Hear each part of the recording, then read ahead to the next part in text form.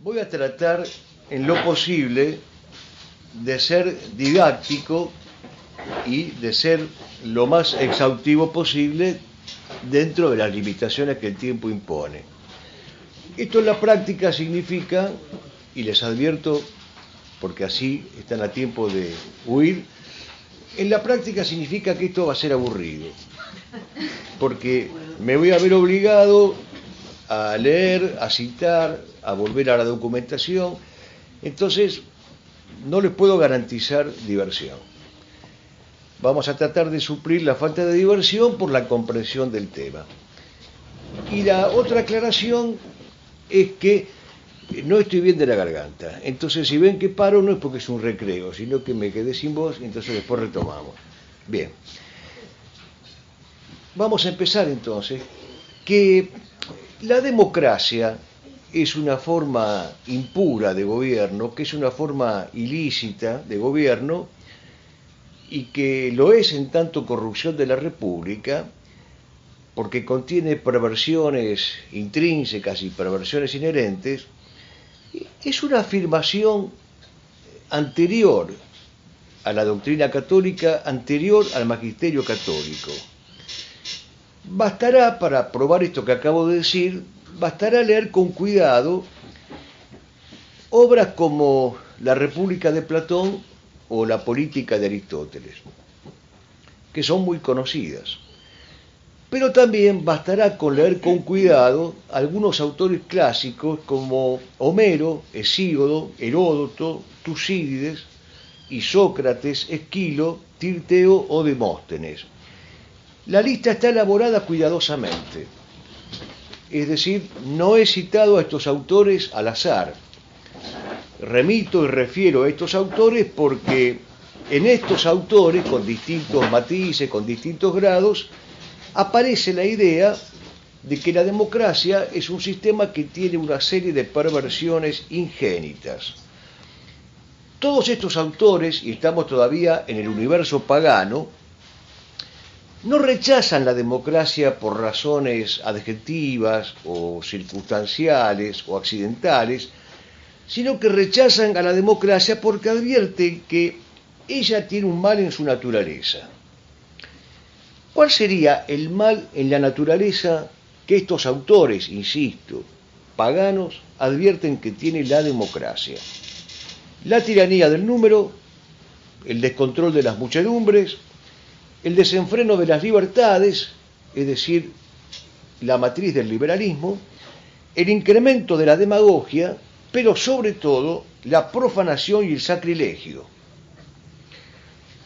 Última característica que le hizo exclamar a Lisias, y es textual, que los adoradores del demonio son los que están detrás del culto a la democracia.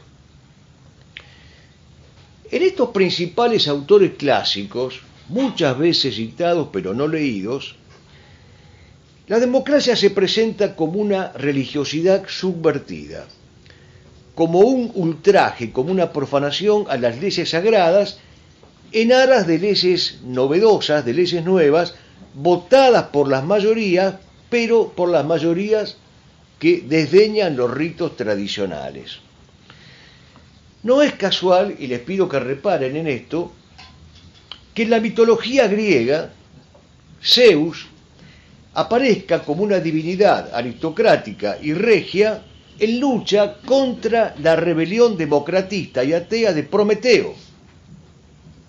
Pero tampoco es casual que Carlos Marx haya hecho el elogio de Prometeo diciendo es el primero entre los santos mártires del calendario político. En todos los tiempos y en todos los ejemplos antiguos y modernos que pudiéramos poner, el hombre irreligioso e impío y las sociedades decadentes por ser irreligiosas e impías tuvieron este común denominador, el común denominador de ser democráticos.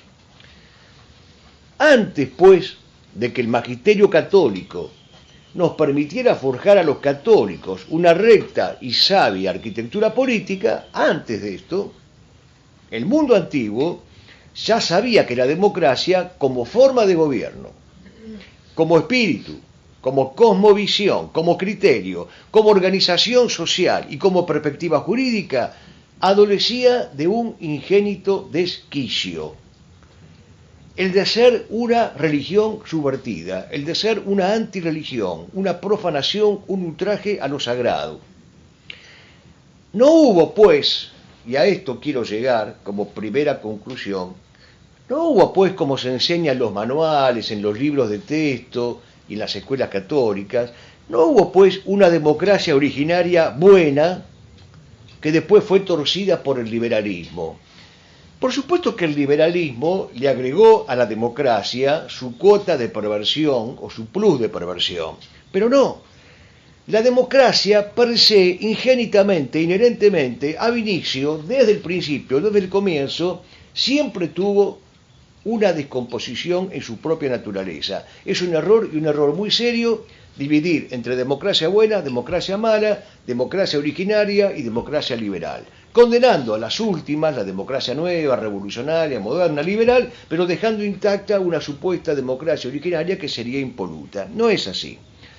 Y no solamente no es así porque los autores clásicos antes referidos nos dejan el testimonio de que donde hubo democracia hubo corrupción, sino porque, independientemente de estos autores, cuando uno analiza esos gobiernos llamados democráticos de la antigüedad pagana, uno se encuentra precisamente con ese común denominador de que esas experiencias democráticas terminaron todas en tiranía. Y como dice Morras, y en esto conviene escucharlo, desechar las enseñanzas empíricas de la historia es cometer un grave error en materia política. Por eso es que estamos de acuerdo, obviamente, con aquellos que rechazan a la democracia liberal. Estamos de acuerdo con aquellos que rechazan la democracia marxista. Estamos de acuerdo con aquellos que rechazan la llamada democracia de masas como expresión política de la modernidad, de la revolución o del liberalismo. Porque es cierto que modernizada y revolucionada, la democracia potencia su malicia. Pero el primer objetivo que nos hemos propuesto es probar que la democracia tiene en su misma naturaleza, en su origen, una perversión que la invalida para ser presentada como forma paradigmática de gobierno o de régimen o de sistema, y que la convierte en una peligrosa impureza. La modernidad y la revolución, ambas cosas con mayúscula, en tanto grandes males espirituales, la modernidad, la revolución, por supuesto que están en la democracia mucho antes de lo que cronológicamente se conoce como la modernidad o la revolución. Yo podría señalar una cronología según la cual en un momento determinado aparece la modernidad y la revolución. Y obviamente cuando aparece la modernidad y la revolución, mayúsculando ambos términos, obviamente estos dos factores terminan de envilecer a la democracia. Pero la revolución y la modernidad le agregan un plus a una naturaleza ya pervertida que traía de fábrica. Si el mejor pensamiento clásico descubrió los males sustantivos e inherentes de la democracia, y si lo mismo hicieron pensadores no necesariamente católicos, ni siquiera ligados indirectamente a la cátedra de Pedro, y acá hago un paréntesis para citar algunos de ellos: Gentile, Guénon, Évola, Deman, Volkov, Ortega y Gasset, Fleming, Denis Martos. Y antes de cerrar el paréntesis, les digo lo mismo que les decía cuando les citaba a los clásicos. No es que estoy inventando una lista, sino que estoy seleccionando de una lista que es interminable, con la mayor precisión posible, aquellos autores anteriormente del mundo pagano, ahora del mundo moderno no católico, que coinciden en decirnos que la democracia tiene una perversión ingénita. Entonces, ustedes me dirán, ¿por qué insisto tanto en esto? Porque no es que nosotros estamos en contra de la democracia porque somos católicos, apostólicos, romanos. por supuesto que el hecho de ser católicos, apostólicos y romanos nos da una serie de argumentos que no nos dieron ni los paganos, los helénicos y los romanos, y que tampoco nos dan estos autores modernos, que son autores interesantes, importantes, entitativos, pero no son católicos. Entonces, va de suyo que si estos autores, los clásicos del mundo pagano y los autores modernos, no católicos, si ellos vieron los males de la democracia inherentemente, va de suyo que el magisterio de la Iglesia no podía callarse la boca en una cuestión de tanta importancia. Por eso, así como es un error rescatar la hipotética bondad de una democracia primitiva, es igualmente erróneo sostener que la Iglesia no vio los males de la democracia. Pero claro, acá se impone otro paréntesis.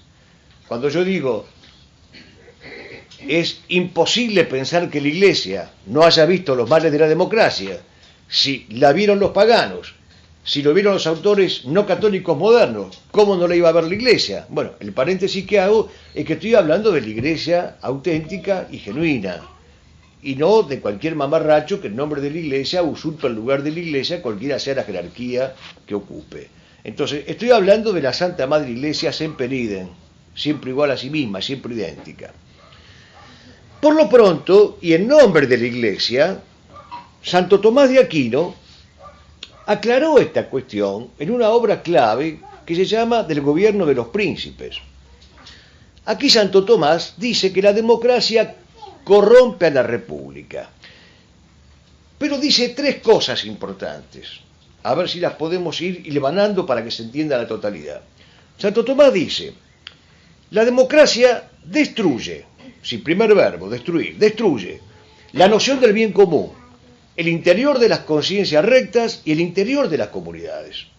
Segundo verbo, conspira contra la jerarquía de los bienes, contra la jerarquía de las personas, contra las legítimas nociones de libertad, de igualdad, instaurando el despotismo de la plebe. Y tercer verbo, además de que destruye, además de que conspira, pervierte. Pervierte las nociones de participación, de representatividad y de justicia, entronizando la tiranía de la multitud. Ahora bien, Santo Tomás admite, y nosotros con él, y la Iglesia con él, que dentro de un régimen mixto se puede y se debe hablar de la participación y de la representatividad popular orgánica. ¿Qué quiere decir esto? Que lo popular, es decir, la participación y la representación de la sociedad organizada y estructurada dentro de ese régimen mixto, lo popular tiene cabida dentro de ese régimen mixto, porque es un ingrediente, es una parte. En el régimen mixto hay un componente monárquico, un componente aristocrático y un componente republicano. Dentro de ese componente o ingrediente republicano tiene cabida, dice Santo Tomás, una recta participación de lo popular en punto a representatividad y a participación. Lo que está distinguiendo en consecuencia Santo Tomás es la distinción clásica entre formas puras e impuras de gobierno. Y al hacer esta distinción, Santo Tomás está colocando a la democracia como una forma impura y está admitiendo, y lo admitimos nosotros, que lo popular tiene perfecta licitud como constitutivo de un régimen mixto, pero no solamente tiene legitimidad como constitutivo de un régimen mixto y solo en tanto eso, sino que lo popular en tanto organicidad y estructuración jerárquica de la sociedad. No lo popular como sinónimo de la multitud, no lo popular como sinónimo de la masa, no lo popular como sinónimo del número o de la muchedumbre o de la cantidad informe y antojadiza de sufragantes. La democracia se desorbita y manda cuando deja de ser ese ingrediente republicanista que admite Santo Tomás y se autoerige en el régimen y en el modelo y en el sistema por antonomasia, se diviniza, se autodiviniza y excluye cualquier posibilidad política que esté fuera de la democracia. Es en este momento cuando se vuelven comprensibles y plausibles las palabras de Morras, cuando Morras dice, la democracia es el mal, La democracia es la muerte. No es que la democracia esté enferma, la enfermedad es la democracia. Por mucho que hayamos citado este texto morraciano, conviene tenerlo en cuenta y sobre todo en el momento político que estamos viviendo. Le debemos al doctor Bernardino Montejano el haber distinguido dos etapas en el magisterio de la Iglesia respecto de las prescripciones y de los análisis sobre esta cuestión de la democracia. Montejano dice que hay una primera etapa que está representada en la figura de dos grandes papas, León XIII y San Pío X.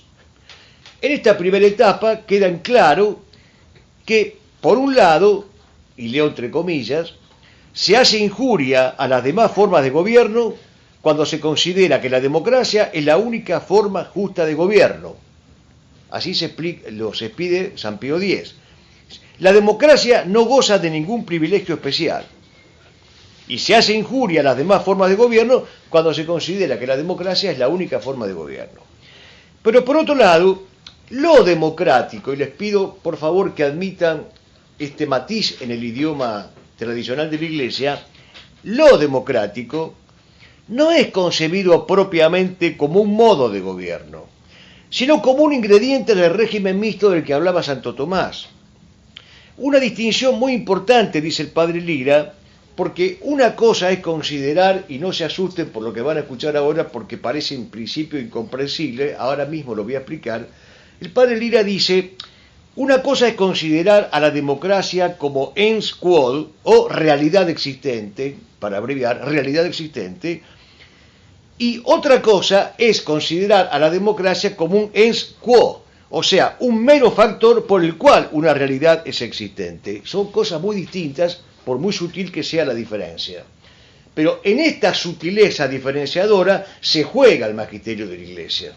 Porque no es lo mismo aceptar lo democrático como ingrediente de un régimen mixto que aceptar la democracia como divinidad. La democracia, insiste el padre Lira, es nada más que eso, solo eso. No una forma de gobierno justa, no una forma de gobierno pura, no un ens quod, sino un mero factor atemperante, un mero ingrediente atemperante dentro de un régimen mixto. Es muy clara y muy importante esta distinción que establece el magisterio de la Iglesia. En la segunda etapa señalada por Montejano, las enseñanzas de la Iglesia sobre este tema están centradas en el pensamiento de Pío XII, que es la gran figura que domina esta segunda etapa del magisterio de la Iglesia. ¿Y qué dice Pío XII? La democracia no es una forma de gobierno, es una forma de Estado, que podrá estar presente en diversas formas de gobierno. No está ligada a la estructuración del poder, sino a su ejercicio. Con lo cual Pío XII vuelve al planteo de Santo Tomás de Aquino. Lo democrático es un constitutivo posible, condicional y eventual del régimen mixto. ¿Y en qué consiste este ingrediente, lo democrático? Si hubiera un pizarrón todo sería más fácil. Pondría así gigantesco, lo democrático. Igual ingrediente de un régimen mixto. ¿En qué consiste esto, lo democrático igual ingrediente de un régimen mixto? Pío XII lo dice, consiste en la búsqueda de la participación ciudadana en la construcción del bien común. Por otra parte, son muy conocidos los múltiples y sabios requisitos y condiciones que siempre enunció Pío XII para que lo democrático, entendido como ejercicio del poder, tuviera legitimidad. Requisitos y condiciones que obran de un modo determinante. Es decir, si no existen esos requisitos y esas condiciones, no puede existir lo democrático como ingrediente de un régimen mixto. Por lo tanto, y recapitulando, si en la primera etapa de las dos que hemos tratado de definir siguiendo a Montejano del magisterio de la Iglesia, si en la primera etapa la democracia en tanto forma de gobierno aparece como una amenaza, en la segunda etapa deja de ser considerada una forma de gobierno para ser considerada una forma posible de ejercicio de poder. Si se pudiera establecer una tercera etapa, no la establece Montejano, porque cuando Montejano escribe este trabajo, todavía no había pontificado como para establecer una tercera o cuarta etapa. Pero ahora sí, si se pudiera establecer una tercera etapa en este magisterio de la Iglesia sobre la democracia, se diría que con posterioridad a Pío XII hay que introducir una triple distinción, con posterioridad a Pío XII. Por un lado tenemos la llamada democracia filosófica. La democracia filosófica ha sido condenada expresamente porque se trata de la expresión filosófica del liberalismo, que es pecado. En esto, la Iglesia posterior a Pío XII ha sido digna de mantenerse en sus 13, sí, sí, no, no. Como filosofía política es inadmisible porque contiene todos y cada uno de los errores del pecado del liberalismo, o como diría el padre Bojorge, de la iniquidad del liberalismo. Pero por otro lado, ya no tenemos solamente a la democracia filosófica, sino que se habla de la democracia política. Y la democracia política, y estoy leyendo la Centesimus Annus, está duramente invalidada porque no contempla la referencia a fundamentos de orden axiológico y por tanto inmutables. Es decir, es la compañera política del relativismo moral y por lo tanto resulta condenable por ser expresión política del relativismo moral. Pero en tercer lugar está la democracia ética. ¿Y a qué se llama democracia ética? El derecho natural de todo ciudadano a participar en la vida pública. Atención con esto, porque no es entonces en esta tercera etapa una filosofía o una opción política, no es una forma de gobierno. Todo esto se rechaza, se deslegitima y se invalida. Ni siquiera es una realidad política presente, porque para que se dieran las condiciones y los requisitos que no se están dando en este momento, tendría que darse una serie de factores en el porvenir que harían que un buen católico entonces dijera: teniendo en cuenta que se están dando los requisitos y las condiciones, la podríamos aceptar. Pero no, directamente se reprueba a la democracia como filosofía, se reprueba a la democracia política por ser expresión del relativismo ético, y se aclara que la única democracia que se puede aceptar es aquello que con Pío XII se llamaba lo democrático, el derecho natural de todo ciudadano a participar en la vida pública. Esto está en Santo Tomás. Concluimos entonces en que la democracia tiene una perversión intrínseca, una perversión inherente, y que ya hemos explicado cuál es. Incluso hemos enunciado esos elementos constitutivos que la hacen ingénitamente perversa. Pero he dejado para el final ahora ya el lenguaje católico, no en el lenguaje griego o en el lenguaje romano, sino en el lenguaje católico. He dejado para el final lo que es más grave y por lo cual la democracia es condenable y perversa.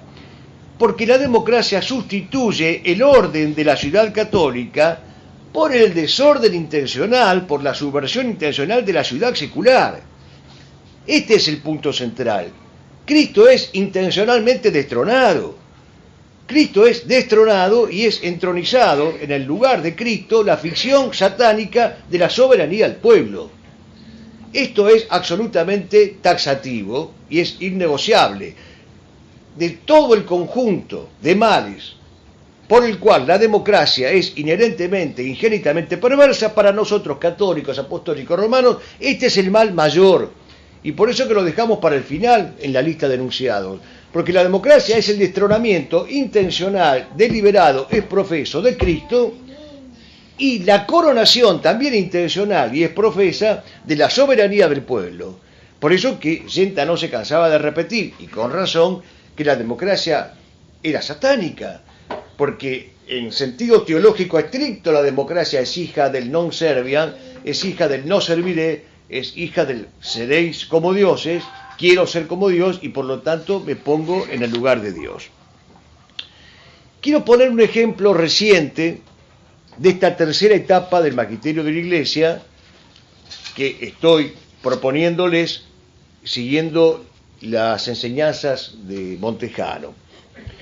Y les pediría que pusieran especial atención a este ejemplo que les voy a poner.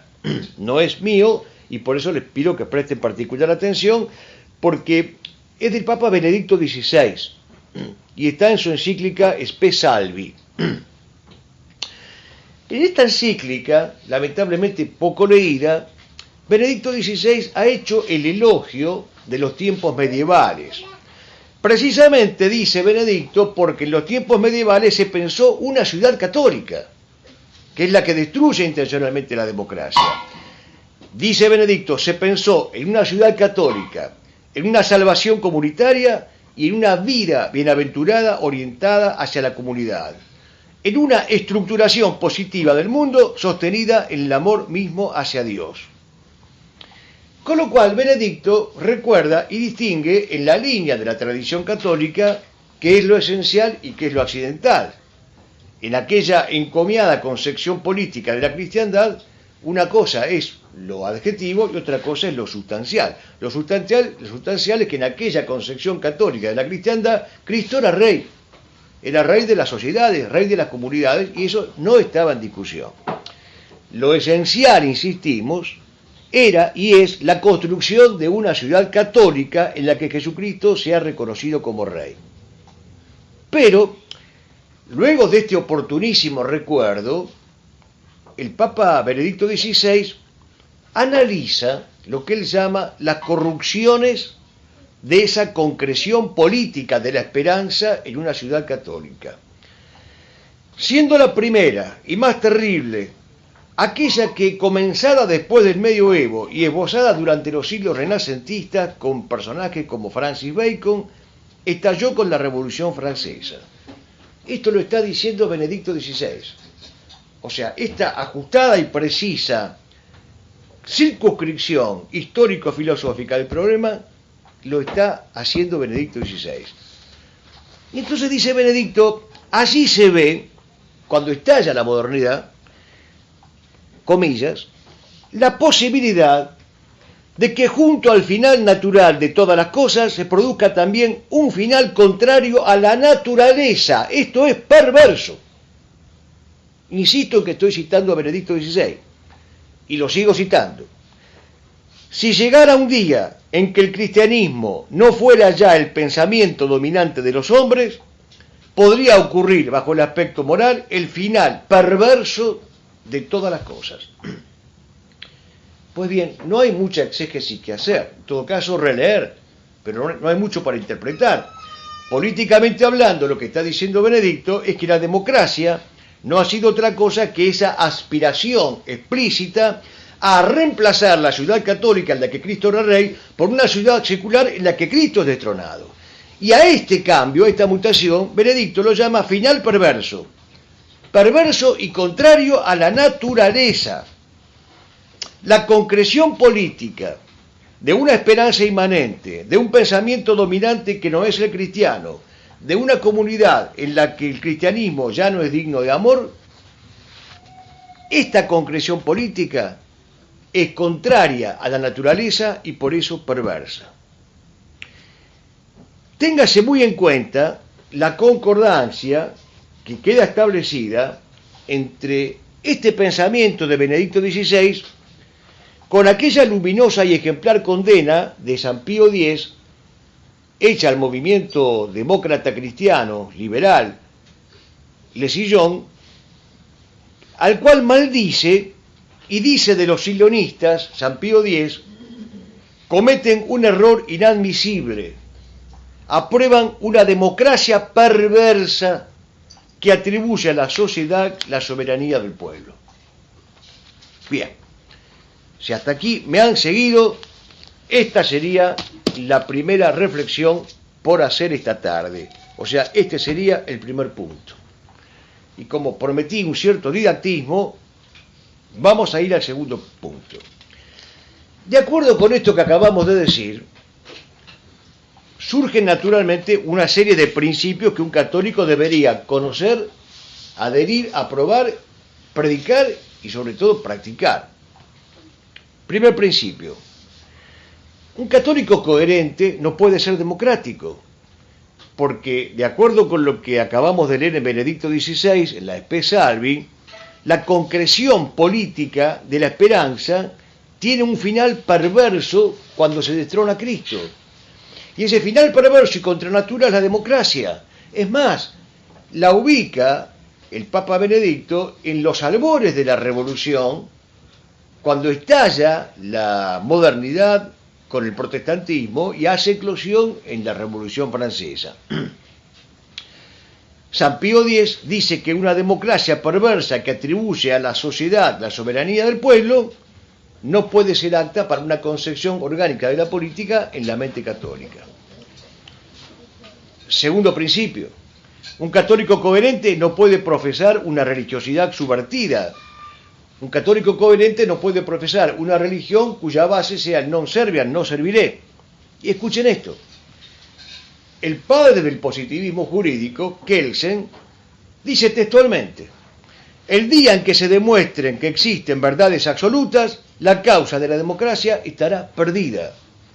Esto es fundamental que se entienda y que se admita y que se recuerde. Lo están diciendo ellos mismos.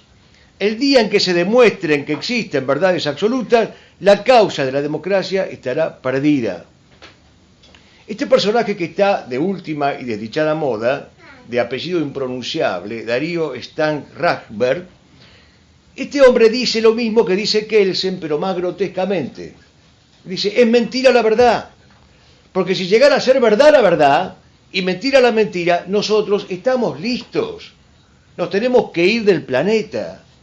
No puede ser verdad la verdad tiene que ser mentira.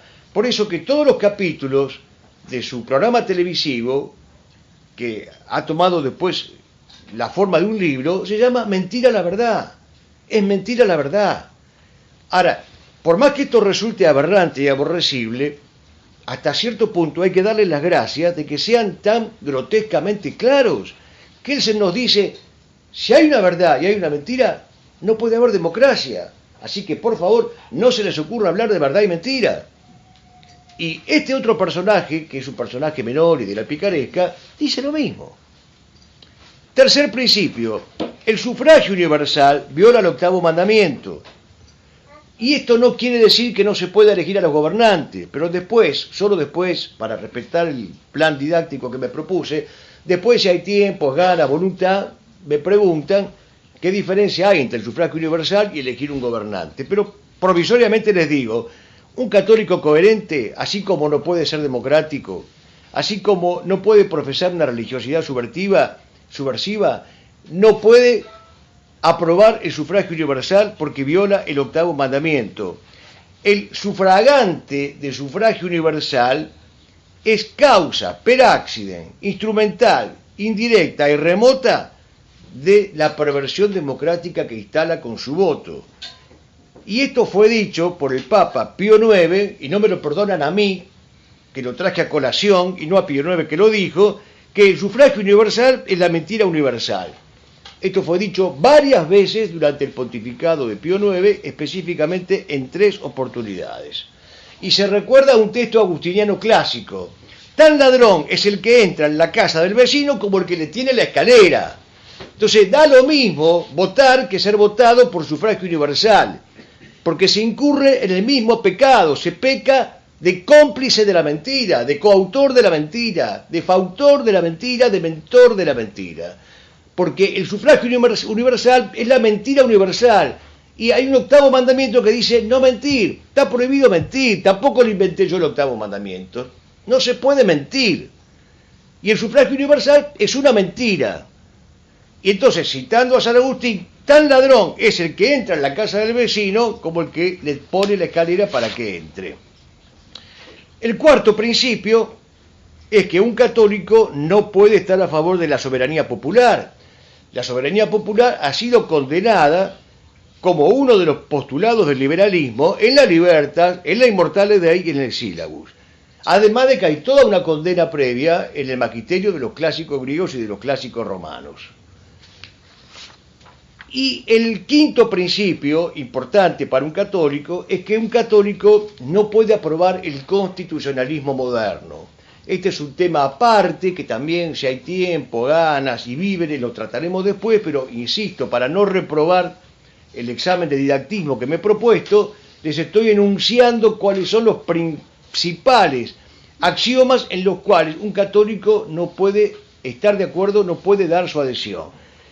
Y el quinto principio que un católico coherente tiene que rechazar es el del llamado derecho nuevo o constitucionalismo moderno.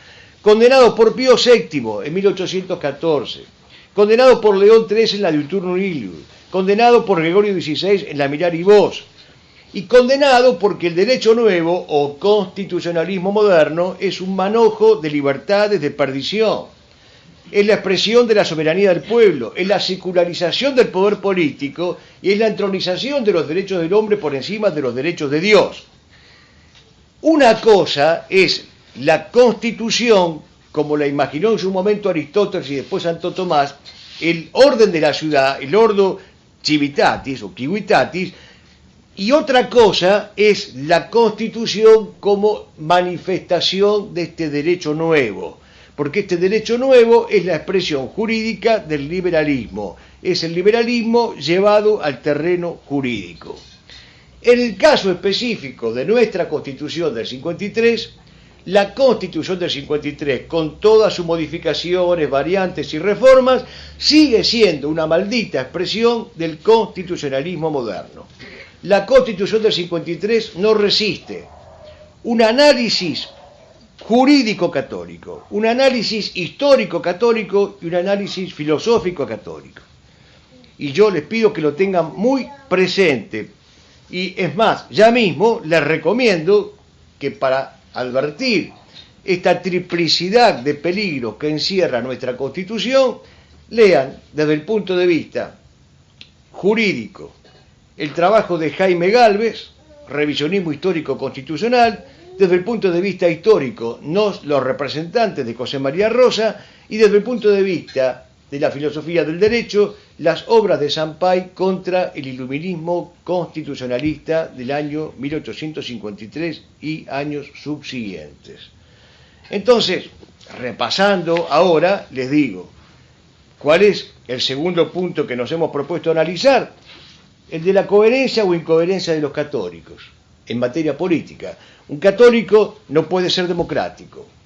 Un católico no puede profesar una religiosidad subvertida. Un católico no puede estar a favor del sufragio universal.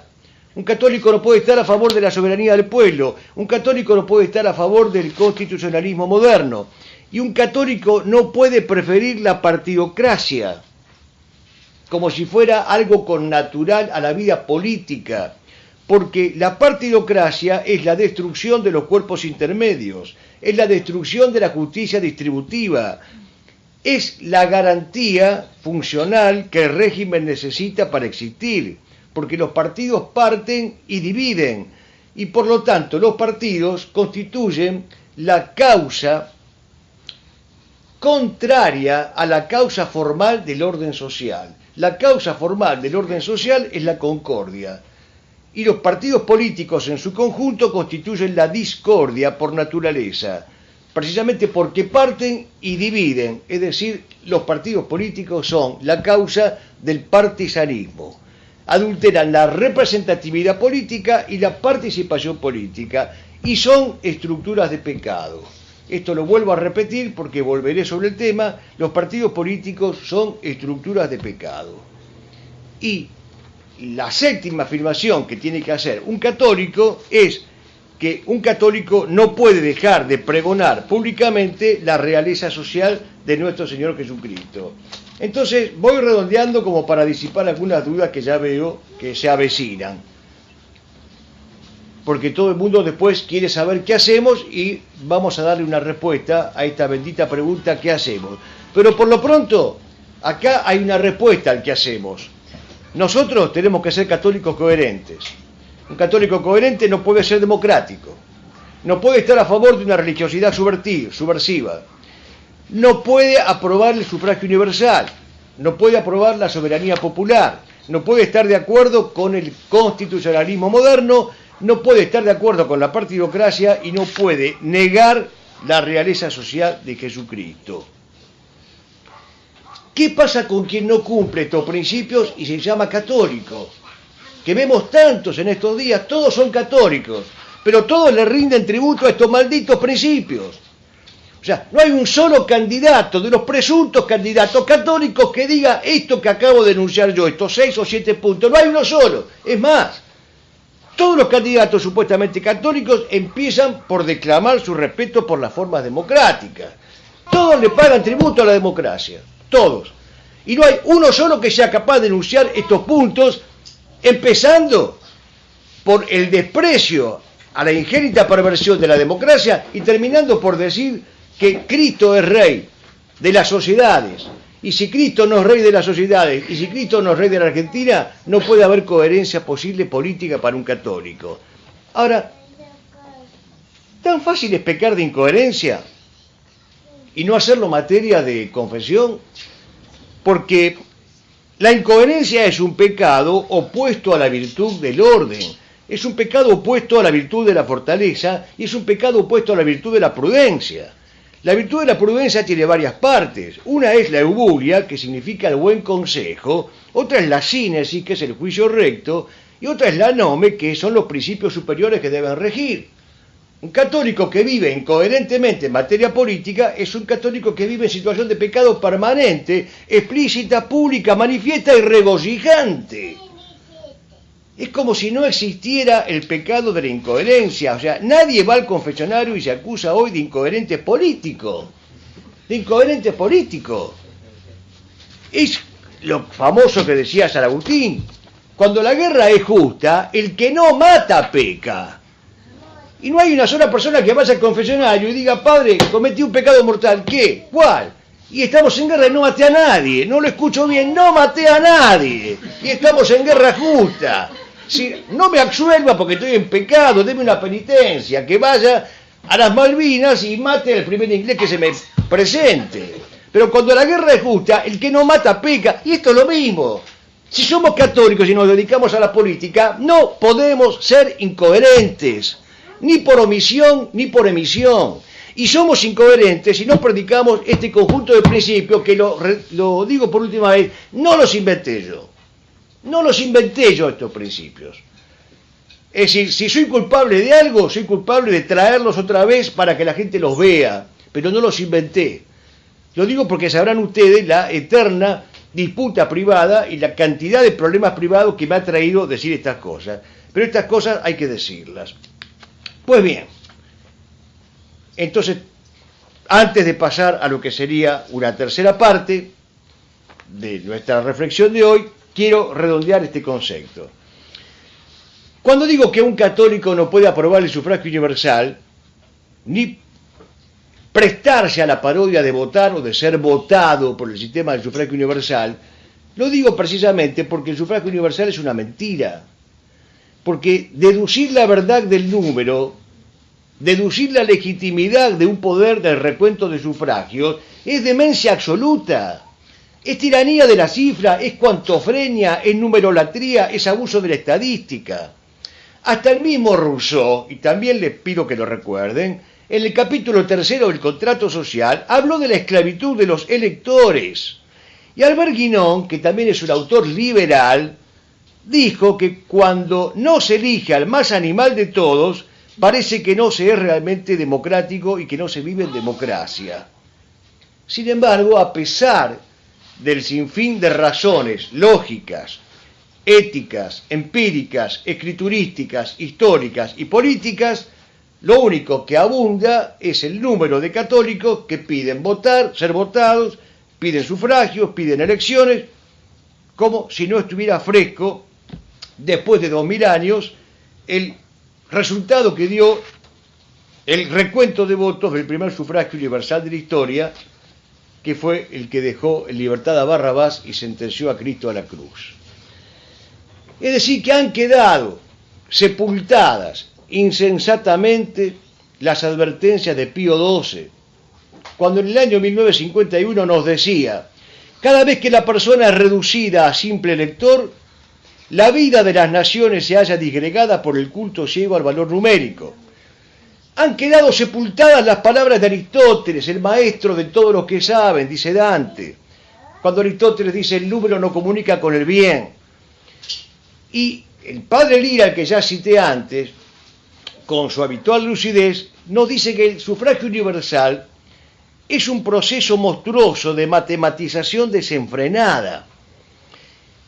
El error metafísico, más que político, dice el padre Lira, consiste en identificar monstruosamente la entidad de los entes materiales con su extensión o cantidad. Este razonamiento del padre Lira es metafísicamente preciso y precioso. El error metafísico más que político del sufragio universal consiste en identificar monstruosamente la entidad de los entes, o sea, el rango ontológico, con su extensión o con su cantidad.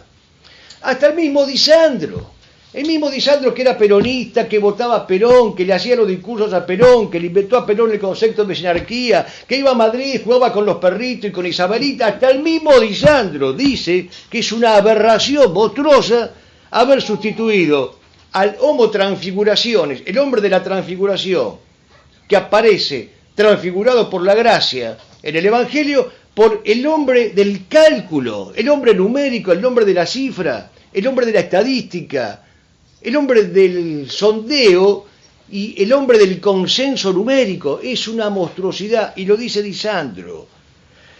Y además, el sufragante del sufragio universal no puede eludir la responsabilidad que le cabe de ser causa de los males que con su sufragio universal acarrea.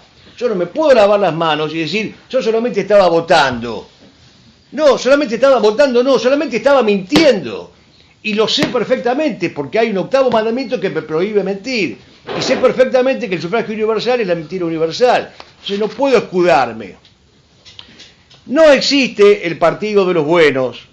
No existe el partido de los amigos o de los más o menos amigos. No existe el partido del mal menor. No existe el partido de los votos anulados. A ver cuántos somos, anulemos el voto. No, es el mismo criterio calculador, cuantofrénico. Existen o deberían existir los amigos buenos, coherentemente buenos, católicos coherentes, capaces de tomar partido por el bien posible, desechando por inconducente y por incongruente toda inserción en el sistema, toda convalidación del régimen, toda justificación de este modelo inicuo nacido después de la derrota de Caseros. Porque además hay otro factor histórico en el caso nuestro. La democracia actual, entendiendo por democracia actual a la que rebrota en 1983 con Alfonsín, es hija de la derrota de Malvinas. Esto tampoco lo inventé yo. Esto fue dicho por Margaret Thatcher, fue dicho por Jeremy Moore, por Anthony Wilson y por los principales responsables de la derrota argentina en Malvinas. Ellos han dicho taxativamente, gracias a nosotros, ingleses, ustedes, los argentinos, tienen democracia. Entonces, además de todas las razones políticas, filosóficas, metafísicas, lógicas, además de todas las razones, debería haber otra razón para nosotros. Es decir, caballeros, resulta que este sistema al que le estamos dando nuestro concurso y al cual somos funcionales y al cual adherimos y que no somos capaces de repudiar porque no tenemos coraje, este sistema es hijo de la derrota de Malvinas. Pero traicionan la causa de Malvinas todos aquellos que están a favor de esta democracia particular y concreta. Porque esta democracia particular y concreta es hija de la derrota de Malvinas. Entonces, no solamente no tienen coraje de decir ese enunciado de 6 o 7 puntos que yo hacía antes, no tienen el coraje para decir que esta democracia es hija de la derrota de Malvinas. No queremos ser los apóstoles de los últimos votos. Fundemos un partidito a ver cuántos votos sacamos. Queremos ser, como decía San Luis María Griñón de Montfort, los apóstoles de la esclavitud mariana. Y en todo caso, los apóstoles de los últimos tiempos, que Dios nos permita ser el rebaño fiel. Eso es lo que pretendemos ser, que no es poca cosa. Y termino esta segunda parte recordándoles, simplemente les recuerdo para que no se haga demasiado largo, el que tenga interés después puede leer el texto completo, que el 24 de septiembre del 2014, o sea, no en el Paleolítico Superior, en el 2014, pasaron 4 o 5 años, estamos dentro de lo que la gente más o menos acepta, todavía esto tiene vigencia. Juan Antonio Rey Pla, el obispo de Alcalá de Henares sacó un documento que se lo recomiendo, que se llama Llamar a las cosas por su nombre, y de subtítulo Un verdadero reto para los católicos. Y lo que dice acá Juan Antonio Rey Pla, citando permanentemente a la Sollicitudo Rei Socialis y a la Evangelium Vitae, lo que dice es que los partidos políticos son estructuras de pecado y que por lo tanto no se puede pertenecer a estructuras de pecado. No es aconsejable pertenecer a estructuras de pecados.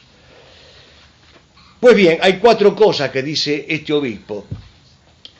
La primera de ellas es la insistencia en que tiene que existir en el católico la conciencia del pecado.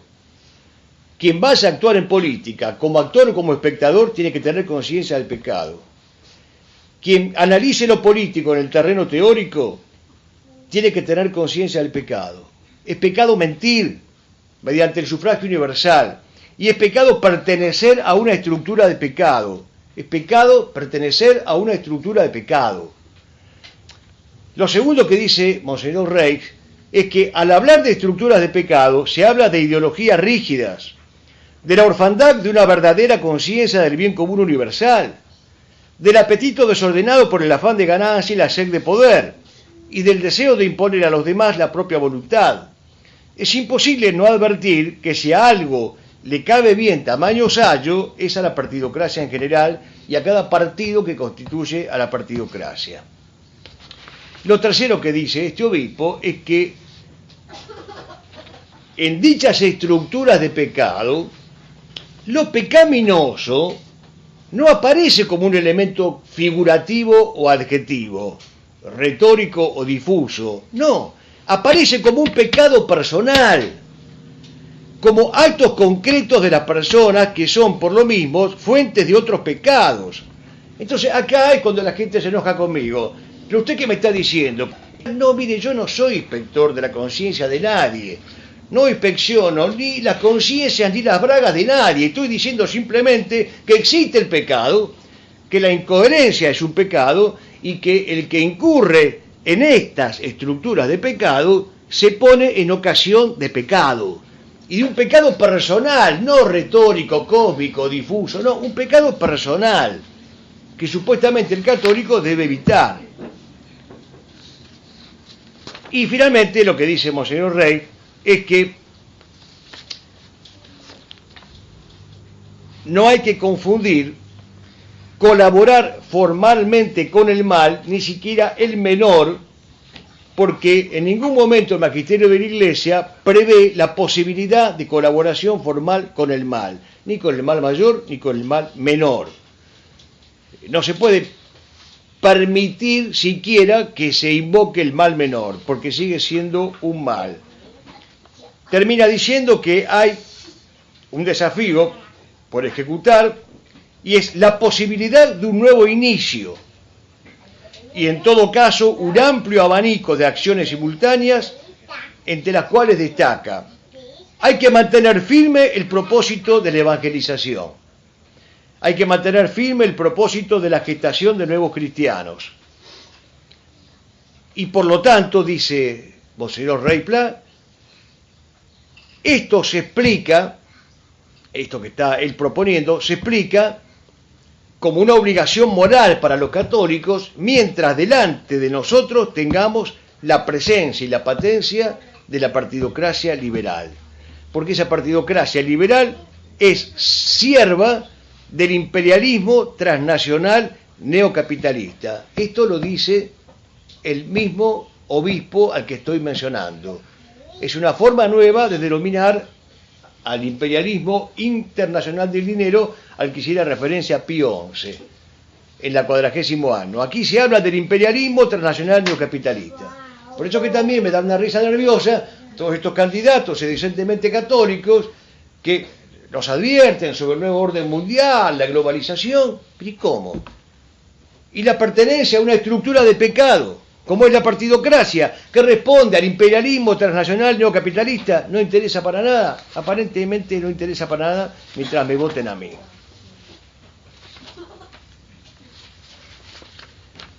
De todos los principios que un católico que se dedica a la política de todos los principios que hemos enunciado, el más importante de todos es el de la doctrina de la realeza social de Jesucristo. Una doctrina que no ha sido derogada. Si en la Quas Primas de Pío XI reluce con fuerza deslumbrante, si en el lema pontifical de San Pío X alcanza una contundencia expresiva, omnia instaurar in Cristo, durante el pontificado de Juan Pablo II no se dejó nunca de predicar el abrir de par en par las puertas a Cristo. Y en el mensaje inaugural de su gobierno de la Iglesia, el 24 de abril del 2005, Benedicto XVI dice esto que les quiero leer. Los poderosos del mundo tenían miedo de que Cristo pudiera quitarles algo de su poder si lo hubieran dejado entrar. Si le hubieran abierto las puertas de par en par. Sí, dice Benedicto, él ciertamente les habría quitado algo. Les habría quitado el dominio de la corrupción, el quebrantamiento del derecho, la arbitrariedad, pero no les habría quitado nada a la edificación de una ciudad justa. Y una ciudad justa es aquella en la que Cristo es Rey. Por eso en su discurso de Cracovia, el 27 de mayo del 2006, fue todavía más explícito si cabe y dijo: muchas veces Jesús es ignorado, es proclamado Rey del pasado, pero no del hoy y del mañana.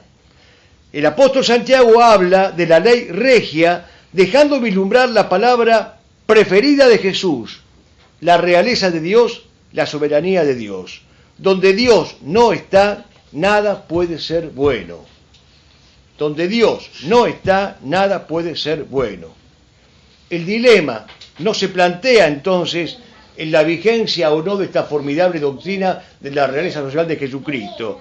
Salta a las claras que esta doctrina no ha sido derogada. El dilema es constatar que los católicos que actúan en política ni la conocen a esta doctrina, ni la predican, ni la practican y no la proponen. No la proponen porque saben que no los vota nadie.